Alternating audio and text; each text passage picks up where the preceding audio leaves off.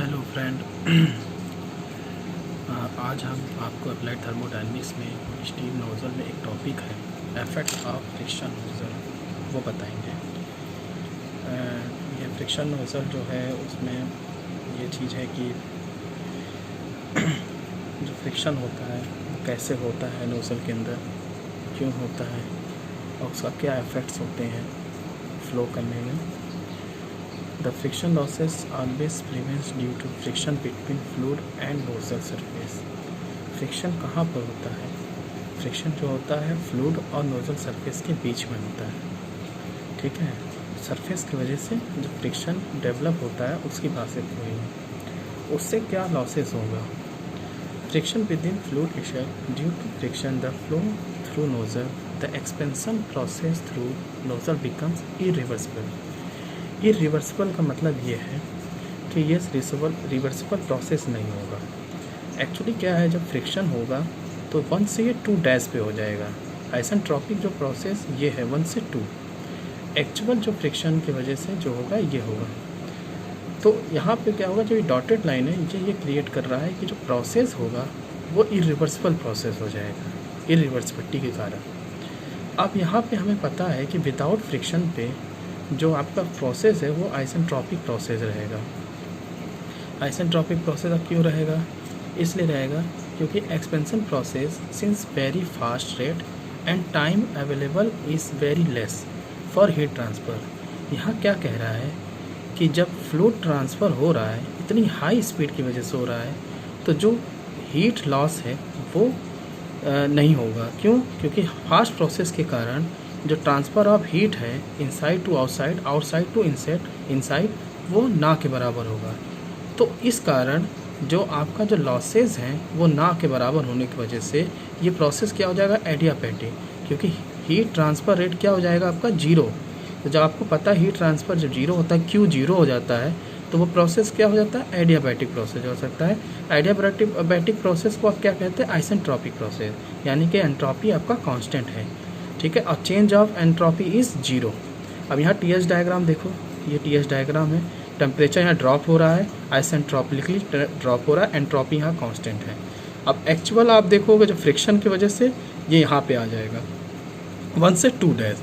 अब यहाँ से स्टीम इनलेट है या वो कर रहा है, एंट्री कर रहा है, और यहाँ से स्टीम क्या है, आउटलेट हो रहा है नोज़ल से।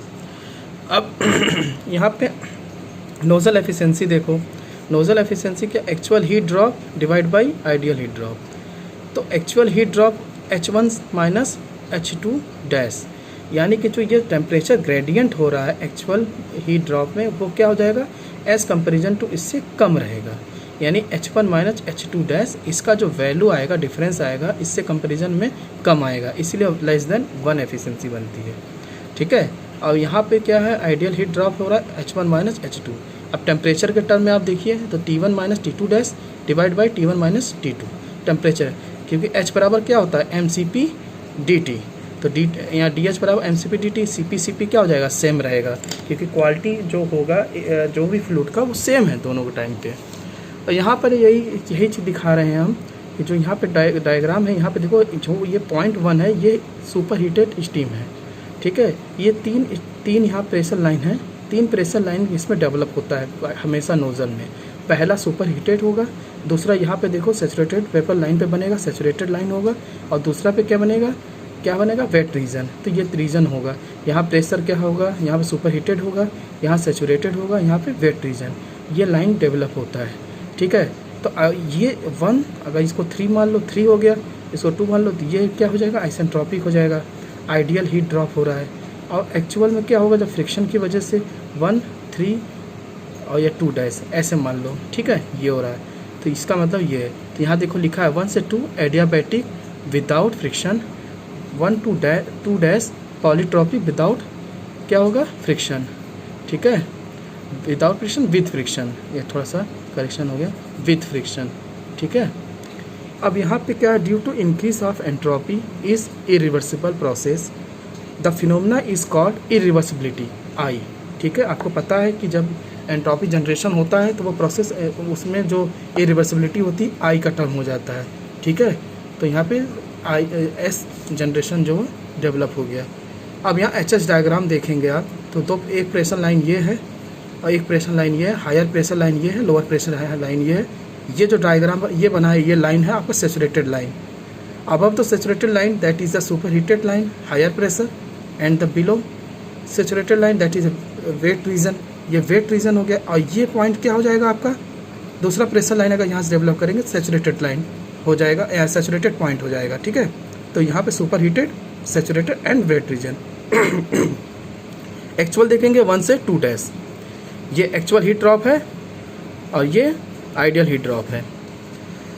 देखो यहाँ लिखा हुआ है 1 से 2 आइडियल हीट ड्रॉप, 1 से 2 डैश एक्चुअल हीट ड्रॉप। ठीक है, पॉइंट 1 इज में सैचुरेटेड और saturated point super heated point वो भी हो सकता है, और 2 पॉइंट आपका वेट रीजन। अगर सुपर हीटेड है तो सैचुरेटेड होगा फिर वेट रीजन होगा, अगर सैचुरेटेड होगा तो उसके बाद सीधे आ जाएगा वेट, सैचुरेटेड होगा सीधे आ जाएगा वेट रीजन। ठीक है, 2 स्टेप बनेंगे और सैचुरेटेड होने पर 3 स्टेप बन जाएगा। अगर नेक्स्ट आप देखोगे यहाँ पर, तो अगर हम steady state energy equation use करते हैं तो दैट इज़ हमें मिलता है C2 इक्वल टू क्या होता है √2 ब्रैकेट में H1 minus H2 plus C1 square for no friction. यहाँ पे कोई फ्रिक्शन डेवलप नहीं हो रहा है। ये आइडियली जो ये इक्वेशन है आइडियल इक्वेशन है। अगर हम फ्रिक्शन को अगर कंसिडर करते हैं तो C2 डैश इक्वल टू क्या हो जाएगा √2 ब्रैकेट में H1 माइनस H2 डैश। यहाँ H2 नहीं होगा अब H2, क्योंकि यहाँ पे फ्रिक्शन की बात हो रही है, प्लस C1 डैश। ये C1 तो कॉमन ही होगा क्योंकि इनलेट तो कॉमन हो रहा है ना, तो H1 माइनस H2 क्या हो जाएगा equal to C2 square minus C1 square by 2। ये क्या है चेंज इन काइनेटिक एनर्जी। ठीक है, ये आइडियल प्रोसेस हो गया। ये आइडियल प्रोसेस पे अगर फ्रिक्शन यूज़ करेंगे विथ फ्रिक्शन तो H1 minus H2 dash equal to C2 square minus C1 square by 2। ये चेंज इन काइनेटिक एनर्जी है विथ फ्रिक्शन। अब ये क्या है हीट ड्रॉप शो कर रहा है, एंथैल्पी ड्रॉप यहाँ दिखा रहा है, that is heat drop change हो रहा है। ठीक है, हीट चेंज हो रहा है, हीट ड्रॉप हो रहा है। अब यहाँ नोजल एफिशिएंसी हमने पीछे बताया था, actual heat drop divide by ideal heat drop. Actual heat drop क्या है C2 dash square minus C1 square divide by C2 square minus C1 square. ठीक है, ये हो गया। अगर यहाँ पे इनलेट वेलोसिटी हम C1 को 0 मान लें, कभी पिछली बार और आप थर्मोडायनामिक्स में भी पढ़े होंगे कि इनिशियल वेलोसिटी हम एज कंपेरिजन टू देखते हैं कि जो एग्जिट वेलोसिटी नोजल में होता है वो बहुत कम होता है, तो हम उसको 0 मान लेते हैं क्योंकि उसका वैल्यू जो चेंज होगा तो वो ना के बराबर होगा। तो नोजल एफिशिएंसी क्या हो जाएगा C2 dash square divide by C2 square, ये हो जाएगा। ठीक है, ये फार्मूला हो गया। अब यहाँ पे देखो लिखा है due to frictional losses more in downstream after the throat convergent divergent nozzle in convergent section the losses in small as compare to divergent section. यहाँ पे क्या है, ये लाइन ये कह रहा है कि जो कन्वर्जेंट हो रहा है उसका जो सेक्शन होगा वो उसके किसके कंपेरिजन में, डाइवर्जेंट के कंपेरिजन में क्या होगा, कम रहेगा। यानी कि लेंथ ऑफ कन्वर्जेंट जो होगा वो डाइवर्जेंट से कम होगा। अब यहाँ देखो बीच में थ्रोट है तो ये क्या है कन्वर्जेंट हो रहा है, थ्रोट यहाँ पे डेवलप हो रहा है और यहाँ डाइवर्जेंट सेक्शन है। तो जब डाइवर्जेंट का जो लेंथ होगा ज़्यादा होगा इसलिए यहाँ पे फ्रिक्शन क्या होगा ज़्यादा होगा, इसलिए इसका लेंथ बड़ा कर देते हैं ताकि फ्रिक्शन को आप ओवरकम कर लो, अवॉइड करो। अगर यहाँ पे और दूसरा इसका लेंथ इसलिए ज़्यादा रखते हैं कि यहाँ पे सेपरेशन जो अवॉइड किया जाए। ठीक है, तो यहाँ लिखा हुआ length of convergence up to throat quite small as comparison to diverging section. अब diverging section is longer than converging section due to avoid flow separation so that converging section makes small turbulence losses also impact on in converging section. देखो converging section में जो आपका turbulence losses होंगे वो भी impact पड़ेगा। ठीक है, क्योंकि फ्लो होगा वो फ्लो लेमिनार फ्लो भी हो सकता है, टर्बुलेंट फ्लो भी हो सकता है। तो हम लोग कोशिश क्या करते हैं कि लेमिनार फ्लो हो ताकि सेपरेशन ना हो, दूसरा लॉसेस ना हो। टर्बुलेंट फ्लो में लॉसेस हो जाएगा।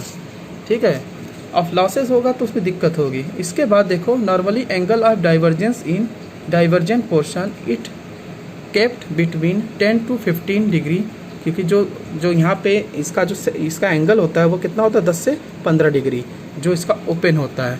ठीक है, as to avoid flow separation small divergence angle causes friction losses.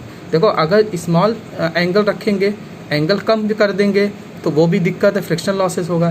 तो एंगल कितना रखेंगे 10 to 25 रखेंगे, क्योंकि अगर यहाँ पे हम एंगल कम रखेंगे तो फ्रिक्शनल लॉसेस होगा, एंगल ज़्यादा रखेंगे तो क्या होगा, फ्लो ऑफ सेपरेशन हो जाएगा। फ्लो ऑफ सेपरेशन का मतलब ये जो है ना इस तरह से लेमिनार की तरह बना होगा, अगर ज़्यादा कर देंगे ना तो इस तरह से इसे सेपरेट होने लगेगा इस तरह से, और बैक प्रेशर बनने लगेगा। इसलिए इसको कम से कम एंगल रखोगे। ज़्यादा अगर इसको ओपन कर दोगे इस तरह से, ज़्यादा मुंह खोला हुआ कह सकते हैं, अगर इस तरह से करोगे तो फ्लो ऑफ सेपरेशन बन जाएगा, इधर उधर की तरफ हो जाएगा, वो भी नहीं करना है, ठीक है। उस पर वेलोसिटी पे बहुत ज़्यादा असर पड़ेगा। इसीलिए देखो एक फार्मूला है L=√15 × AT। AT क्या है, cross sectional area at throat. Throat पे का जो क्रॉस सेक्शनल एरिया है लास्ट में, length of the diverging portion, ये लेंथ बताएगा। जितना एरिया होगा उसी हिसाब से आप लेंथ सॉल्व करोगे, ठीक है। एरिया जैसे जैसे एरिया बढ़ाओगे उसका लेंथ आप उतना बड़ा करते जाओगे ताकि फ्लो ऑफ सेपरेशन ना हो। इसके बाद देखो design should be smooth flow fluid in nozzle section. यही डिज़ाइन जो है फार्मूला है, ये जो क्या करता है, स्मूथ फ्लो हो, स्मूथली फ्लो हो, ज़्यादा फ्रिक्शन ना हो, ज़्यादा फ्लो ऑफ सेपरेशन ना हो, इस तरह से। अब कोफिशिएंट ऑफ वेलोसिटीज आप लोग जानते हैं, कोफिशिएंट वेलोसिटी यहाँ पे डेवलप होगा, ठीक है। तो coefficient of velocity equal to क्या होगा, C2 एट एग्जिट, ठीक है। जो एग्जिट वेलोसिटी है वो C2 divide by C2 dash at isentropy, ठीक है, एग्जिट। तो ये चीज़ यहाँ पे देखना, ठीक है। तो यहाँ पे ये पे कोफिशिएंट ऑफ वेलोसिटी का एक फार्मूला है। इसके बाद क्या है, कोफिशिएंट ऑफ डिस्चार्ज, तो actual mass divide by theoretical mass, ठीक है। तो एक्चुअल मास जो हो जाएगा मास फ्लो रेट में होगा, यानी कि मीटर kg पर सेकेंड में, kg पर सेकेंड में, या थ्योरेटिकल होगा और एक्चुअल होगा, ठीक है। कुछ ना कुछ यहाँ पे असर पड़ेगा, मास के फ्लो पे भी पड़ेगा और यहाँ पे वेलोसिटी के फ्लो पे पड़ेगा, ठीक है। आज के लिए इतना ही। नेक्स्ट पार्ट में आपको super saturated phenomena in steam nozzle बताएंगे।